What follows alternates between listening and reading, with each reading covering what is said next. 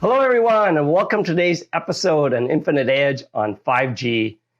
I'm really excited to have some incredible speakers with us.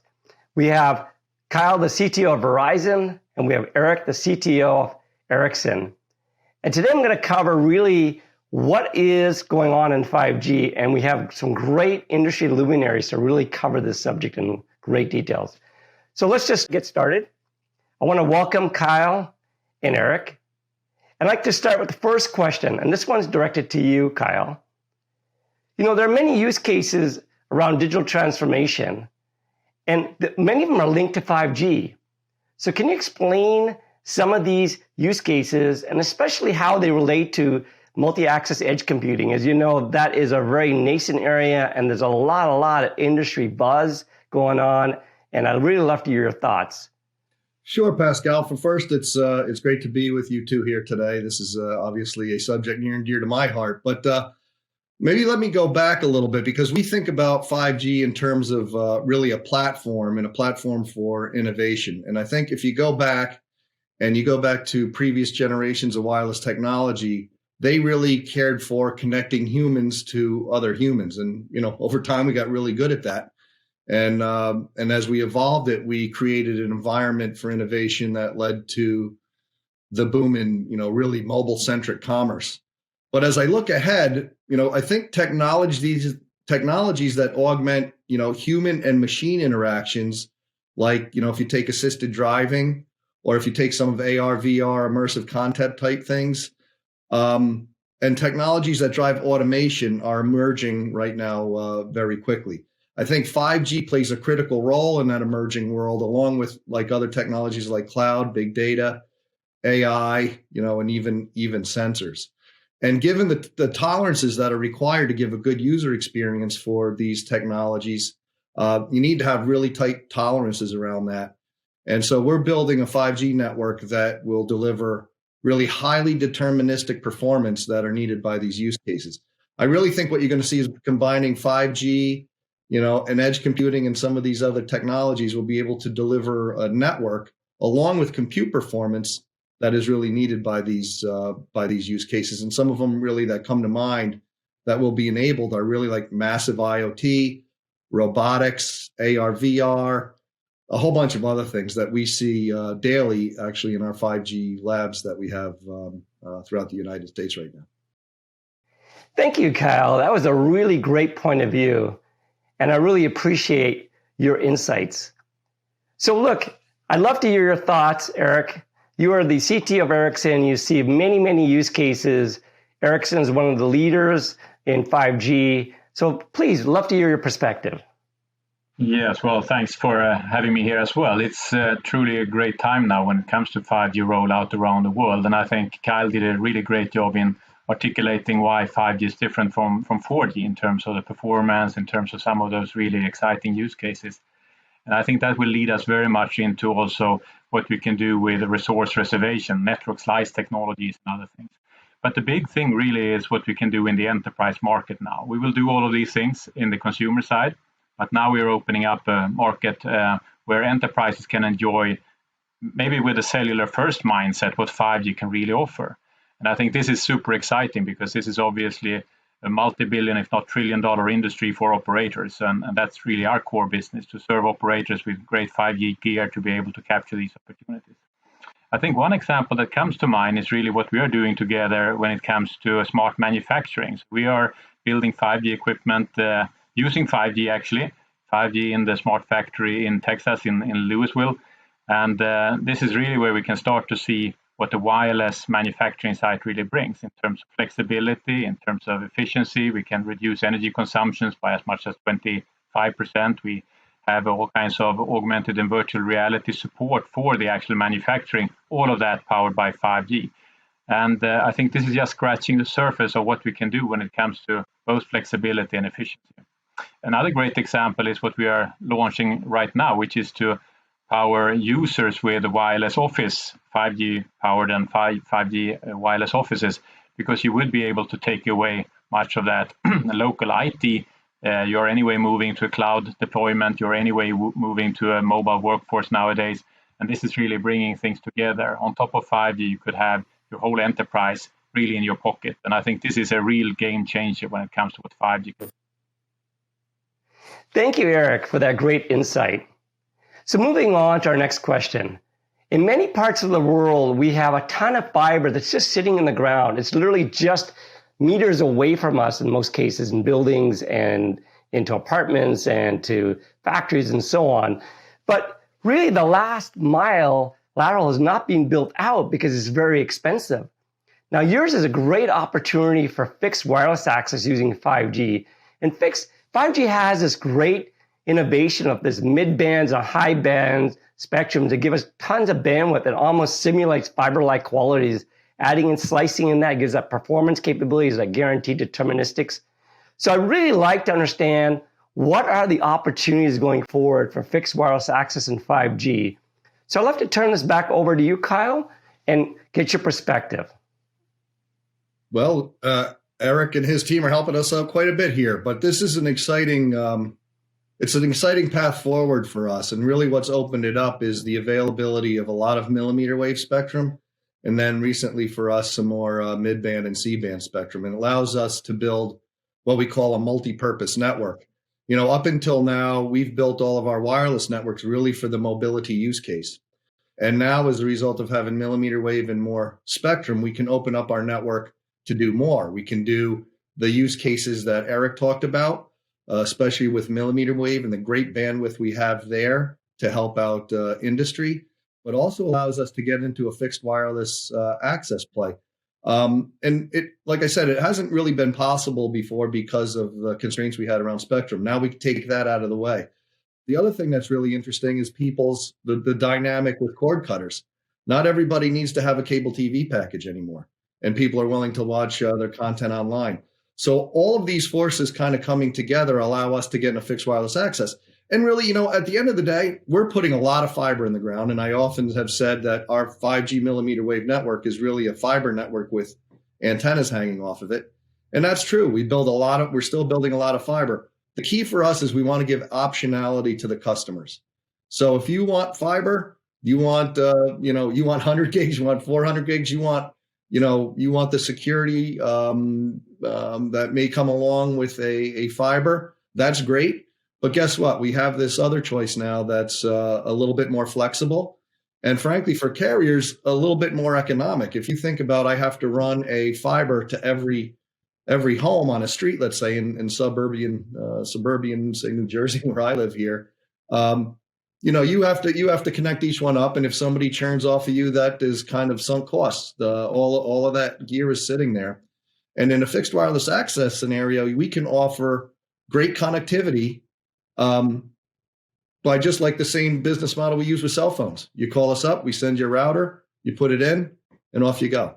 And it makes it a lot more seamless, and it makes it a lot more cost effective. So we're pretty excited about the optionality we'll be giving the customers. And we've been rolling this out over the last year, learning more and more about it. And we think the future is bright for this kind of technology. We think there'll be a lot of adoption. Thank you, Kyle. Erik, do you have any thoughts on this, please? Well, first of all, we are really happy to have been working with Kyle and his team over many years now to really mature the technology, whether it's a high band or we're going using also the mid bands when it comes to fixed wireless access around the world. I think this is really a great business opportunity because it's really a first-class access when we talk about 5G. The speeds and the performance in general is really, really astonishing. But if you look at this on a global basis, this is actually a fantastic opportunity everywhere because more than half of the world's households, and that's over 1 billion, they do not have the possibility to have fixed broadband connections. And of course, those would be very well served with fixed wireless access. 5G is the technology of choice also around the world. And this will give us a scale of networks, but also the scales of CPE. CPE is the devices in the homes, whether it's fixed mounted or even indoor later down the road. And I think that right now we're seeing a fantastic interest around the world, moving up to maybe almost 200 million households connected with fixed wireless access in just 4 or 5 years. And that actually corresponds to some 650 million individuals behind those fixed wireless access connection points. So I think this is really starting to take off. as a very cost-efficient way to deliver broadband services around the world. Thank you, Erik. I'm really excited about bringing that high-speed, fiber-like quality through 5G into the homes and the buildings and the factories. And it's going to be really enable many, many, many more use cases with that high-speed fabric of 5G with fiber-like qualities. So moving on, I'd love to stay with you, Erik. And I'd like to ask you a question. There's a lot of buzz going around slicing in 5G. And many people are confused about what is slicing and how does it relate to 5G. But additionally, how does slicing also relate to this new terminology and this concept called end-to-end slicing? So I'd love to hear your thoughts. And also, why is end-to-end slicing so important as we move forward in this network transformation for the digital economy? So please. Well, I think network slicing has been a technology in the making for quite some time. It's part of standards, so that means that you can count on it to be available in devices and networks from multiple vendors and basically across the world. It has the scale that you need to have for a technology of this kind. But to your point, it's been used in different constellations or in different contexts. And what we see now is that network slicing, being more of a virtual private 5G network, including some of that edge compute, that is really the platform for innovation, similar to how we're doing on the fixed side when it comes to SD-WAN and edge compute. But here we're making it a fully mobile service. So it's actually available wherever you are. It's available with guarantees that cuts across the core network, the transport network, the orchestration, and now also the radio access network. So we have network slice capability built into all these domains across the network. And then, of course, you need an ordering interface. You need to be able to buy these services, guaranteed services or high performance services where you're an enterprise user or you're a more advanced consumer. And this, of course, requires new business interfaces to the network. And this is really where some of the MEF work comes in. This is really where some of those APIs that we will maybe talk more about later on are so important, so that we can open it up for developers, be it consumer app developers, enterprise app developers, to really make use of the carriers' great networks and all the performance benefits that comes with 5G. So this is really what it is. It's available as standardized technology, and you make it available end-to-end from device, from the endpoint, where there's a sensor, whether it's a smartphone, whether it's your AR, VR glasses, or your laptop, all the way to the cloud-based applications. So Erik, what you're really saying is basically slicing enables wireless operations to give this kind of air fairness, air prioritization, and we do this through slicing. And basically using end-to-end slicing, we can propagate that same guarantees on an end-to-end basis, regardless if it's 5G or some underlying transport, carrier Ethernet, IP, optical. It really doesn't matter, but you get the end-to-end guarantee using the same construct of slicing. So Kyle, I'd love to hear your thoughts on this topic. Yeah, I mean, just to play off Erik there, I mean, he talked about the technicalities of it, but for me, the way I see it is 5G slicing can deliver deterministic performance to a particular slice profile. So as we look at the use case, the landscape that's coming out here, there's a wide spectrum of use cases that require varying degrees of performance, throughput, latency, and other kind of currencies that we bring along with the experience. So slicing allows us to deliver those kind of varying outcomes with a common network. Let's face it, it was a little bit easier back in the day when the application was voice. But now there's all different applications that require different things to make them work very well. So we need to be able to have these slices end to end to make sure we can give the best performance possible on a common network. And what I think is really interesting is the same slices that we build here can then be extended to WAN networks, including all ecosystem parties that are involved with us. So I think it can make some really seamless kind of experiences for people, whether they're on a WAN, a LAN in the office and bring it out to the wireless network. You can apply similar policies. So I think that's going to be really important. Now, you brought up before about standardization, Erik, and I think while the standards are there, I think getting the ecosystem to work together to make sure that the expected outcome and slicing performance is extended beyond network borders.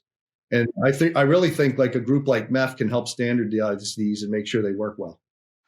And maybe to your point there, Kyle, about the ecosystem, since we're both working very much with some of those applications or application developers when it comes to leveraging this technology. This is really where it's new technology for many of them as well. So we have to be out there and really make it available in whether it's our innovation labs or it's in some of these early commercial systems, because this really takes some things to get used to. Absolutely. Absolutely, because you realize as well as I do, you get 10 people to read the same standard, and you get 10 different outcomes at the end of the day. So absolutely. At MEF, we've been actually doing that. We've been enabling this ability with our Sonata APIs to allow these slices to go end to end, and even between operators. So the end-to-end slices can be within the ecosystem of the partner chain to be propagated and automated between that whole ecosystem. So really, really great innovation. Just like what, Erik, you talked about is the need of that.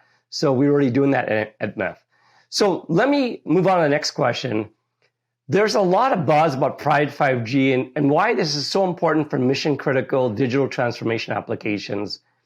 There are, a lot of use cases in industrial robotics where there is need for deterministic bandwidth, deterministic performance. And, Wi-Fi has not just been cutting in those areas, and everybody wants to be untethered.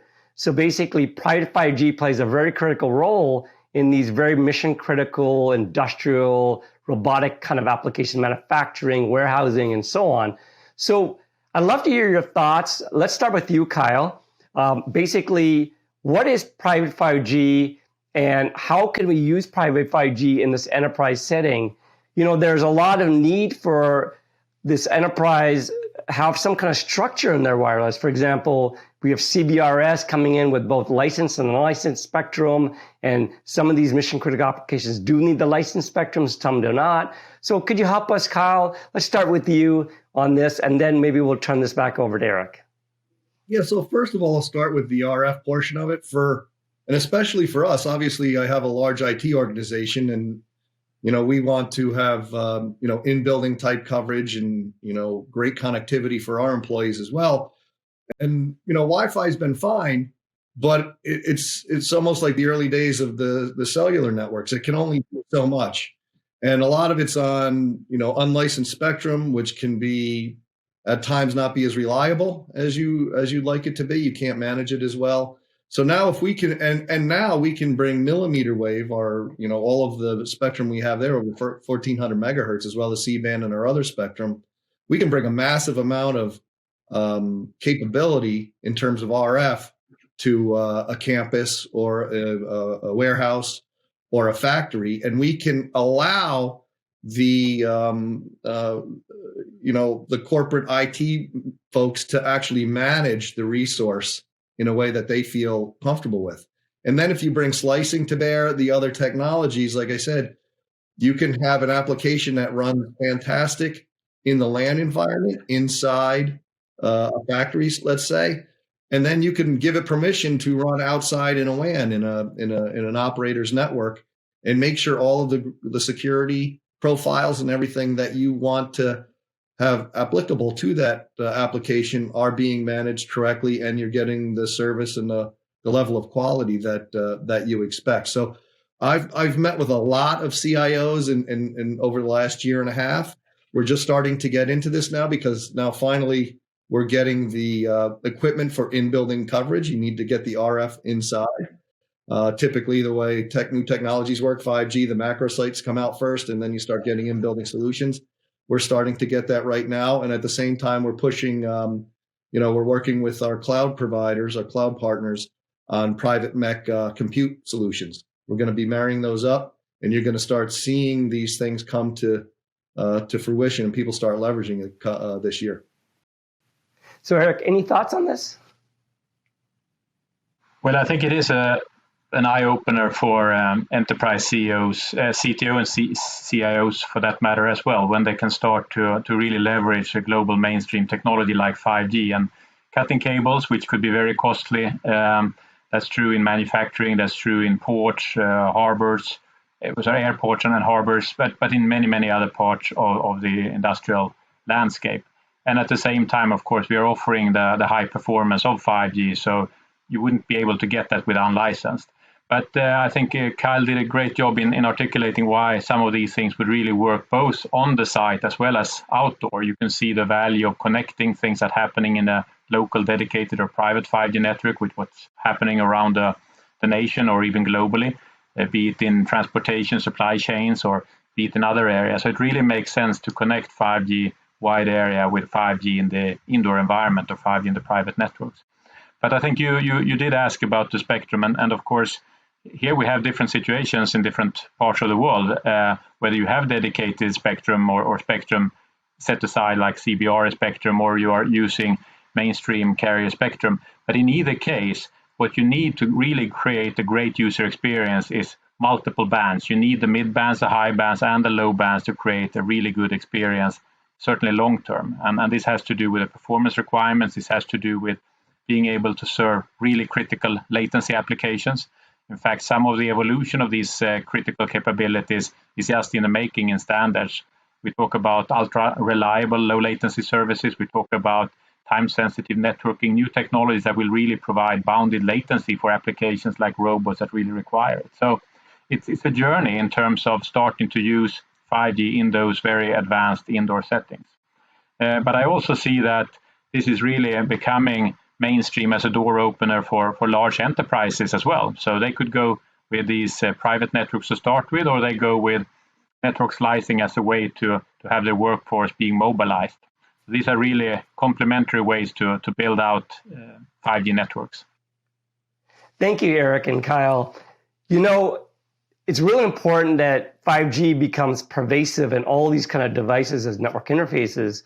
So you need them in robots and IoT devices and machines and so on. If we're going to really enable private 5G, it's really important that we have this pervasiveness, that we get private 5G interfaces in all these kind of device machines and so on.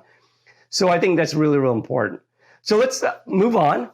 You know, MEF is standardizing many areas of network transformation. We're working on, obviously, end-to-end slicing like we talked about. SD-WAN is very huge for us. A lot of industry buzz on that one. SASE is huge. Zero Trust we're working on. And we've also been working on this inter-provider automation called Sonata, LSO API automation.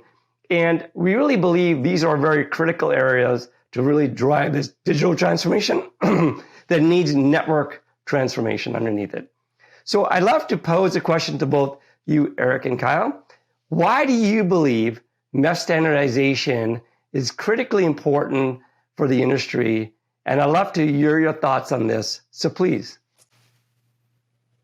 I'll start. And I think like it's almost like I just said a couple of minutes ago. There's writing the specs, right? And then developing to it. But then you got to go out and really use it. And then there's always some sort of gaps or things that are missing that will require coordination amongst carriers in the ecosystem, whether it be even maybe some APIs in OSS, BSS world that require some coordination between people. You know, standardizing on what, you know, a lot of people think a certain protocol means one thing where it can actually mean something else, and getting people to the table and coordinating so you can have an ecosystem that can be work together. And if a customer leaves one place and goes to another one, it works pretty seamlessly for them. So that's you know, and there's a lot of value in the gaps there that I think that MEF brings to the table to help people coordinate an ecosystem. So I'm always, you know, ever since it was just Ethernet, I've been a proponent, and I continue to be. Thank you, Kyle.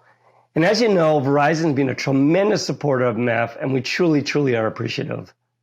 Erik, I'd love to hear your thoughts, but once again, we are also deeply grateful for all the contributions that Ericsson's made in MEF, and we also truly appreciate all the value you bring. Yeah, well, I think, first of all, great job by MEF in many of these areas. The automation space, I think, is really important. But to Kyle's point there's always this issue that you need standards and you need forums where you can do the right interpretation, where you can sort out the early perhaps bugs or even misunderstandings, because this is really where we learned that to connect these almost 9 billion subscriptions on mobile with a global kind of standard. We're trying to do the same thing now when it comes to the enterprise space, when it comes to many of these more advanced services with network slicing. And there I think MEF plays an instrumental role. This is really about taking that easy plug and play from the kind of global mobile world into every enterprise.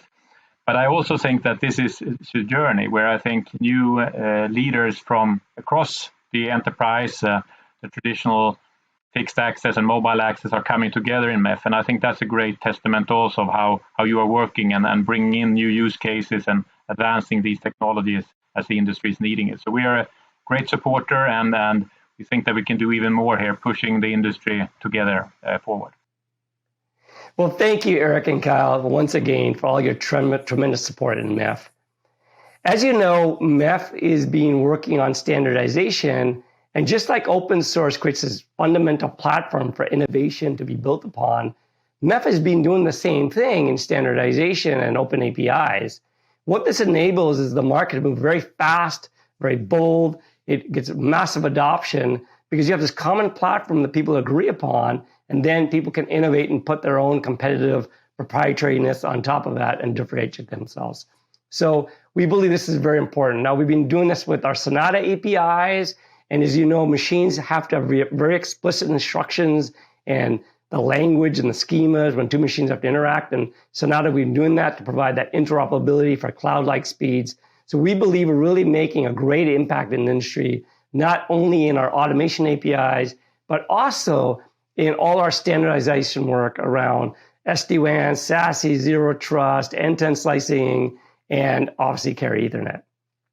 So with this, I'd like to thank both Kyle and Erik for this tremendous session, and I truly am appreciative and humbled to be with such great luminaries in this session.